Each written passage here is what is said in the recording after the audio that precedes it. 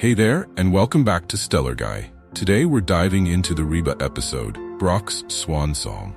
This episode takes us through a unique mix of humor, heartfelt moments, and family tensions as Brock grapples with the passing of his estranged father, John D.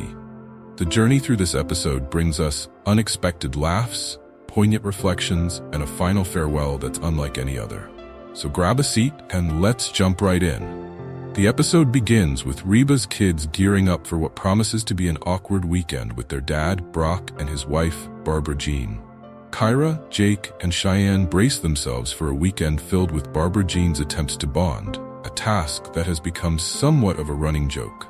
To their horror, she insists they call her Mommy BJ, much to Reba's annoyance and the kids' embarrassment. However, things take a serious turn when Brock arrives with somber news. His father, John D., has passed away. The kids have mixed reactions. For them, John D. is more of a distant memory, a relative they've barely interacted with, but they remember him for some of his quirks, like the time he let Jake puff on his cigar.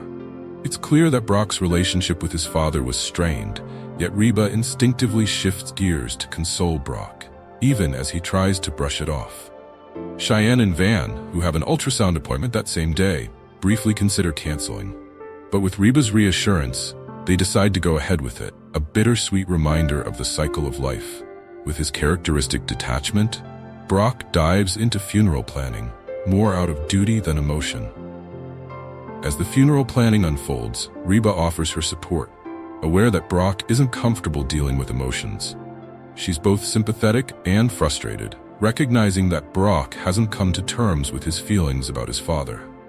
They arrive at the funeral home to review casket options, and Brock initially suggests the cheapest choice available, revealing his reluctance to invest in a heartfelt goodbye. Reba, however, insists they do something more dignified, horrified by Brock's casual attitude. The situation escalates when Barbara Jean enters with her usual dramatic flair, announcing she's arranged for a full choir from her church and even plans to release 100 white doves. Reba's patience is tested as Barbara Jean's plans shift from honoring John D. to staging an elaborate, showy ceremony. The tension peaks when Reba and Barbara Jean exchange looks, realizing they have vastly different visions for this farewell. For Reba, John D.'s memorial should be respectful but simple. For Barbara Jean, it's a grand tribute complete with a full Baptist choir she insists sings directly to the ear of God. In typical Reba fashion, the two clash, leading to a comedic and chaotic scene that leaves Reba frustrated and Brock willing to give in to Barbara Jean's demands, simply to avoid conflict. Meanwhile, at the ultrasound, Cheyenne and Van receive news that they're having a girl.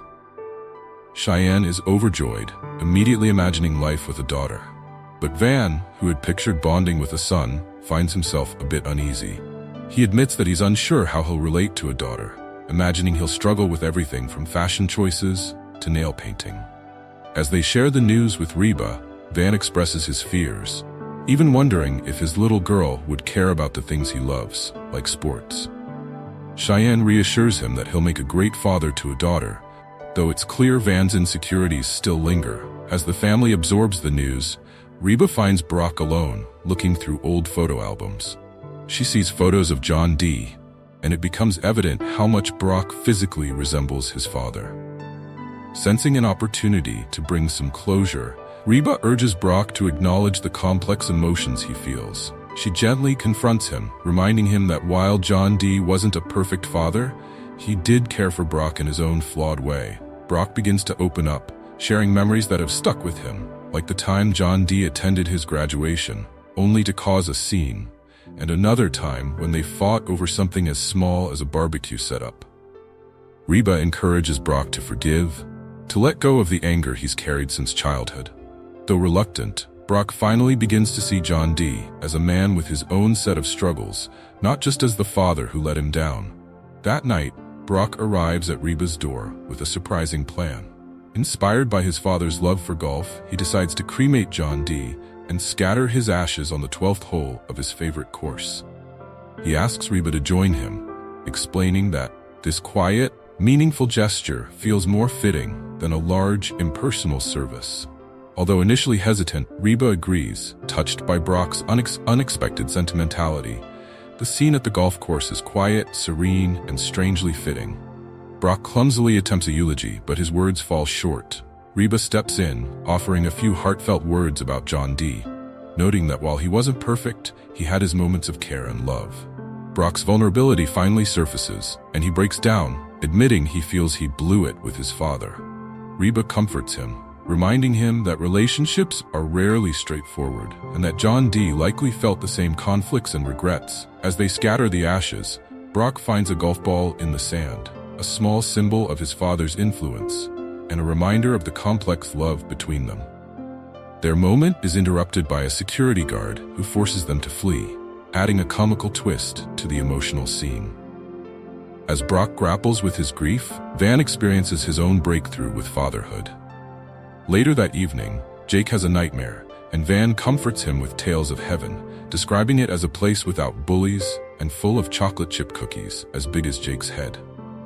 This interaction helps Van see that fatherhood isn't about shared interests, but about being a steady presence for his child, no matter what. His doubts about raising a daughter begin to fade as he realizes his role is to be there for his child, no matter what her interests might be. With a sense of closure, Brock and Reba finish scattering the ashes and reflect on a few memories of John D. They share a quiet laugh, recalling the time John D. objected at their wedding, calling Reba too good for the bum, a moment that hurt Brock at the time, but now brings a sense of bittersweet humor. Brock recognizes that while his father wasn't easy to love, he did, in his own way, want the best for him. Reba's support allows Brock to finally let go of the anger and resentment that have weighed him down for so long. The episode wraps up with Brock finding a moment of peace, something he didn't expect to feel. He looks back at the golf course one last time, imagining that his father would approve of this quiet, personal farewell. Even if he never fully showed his affection, the realization is both freeing and sobering for Brock, allowing him to let go of years of buried resentment. And there you have it, a breakdown of Brock's Swan Song. This episode beautifully balances humor and heart, showing us that family bonds, even when strained, are worth working through. Reba never fails to tackle life's most challenging moments with warmth, laughter, and a touch of wisdom. Thanks for joining us here on Stellar Guy. Don't forget to like, subscribe, and share your thoughts on the episode.